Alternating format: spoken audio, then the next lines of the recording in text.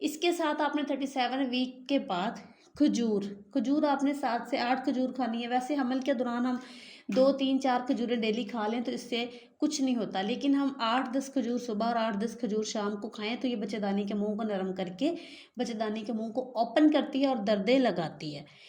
Cervix का मुंह जो होता है वो 4 सेंटीमीटर लंबा होता है, जबकि वो ओपन होने को टाइम लगता है। तो आप 37 वीक्स में चीज़ें स्टार्ट करेंगी तो 40 वीक्स तक आपको नॉर्मल दर्दें लग जाएंगी। अब नॉर्मल दर्दें जब आपने लगवानी है तो उसमें ये चीज़ का आपने ख्याल रखना है कि आपके पहले सी सेक्शन हुए हैं तो आपने नॉर्मल दर्दों की कोशिश बिल्कुल नहीं करनी, कोई ऐसी चीज़ इस्तेमाल नहीं करनी जिससे आपको मसला हो।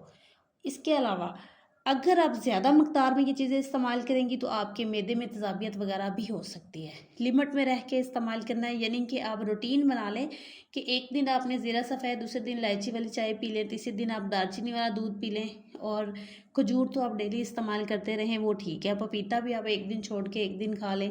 तो इसके अलावा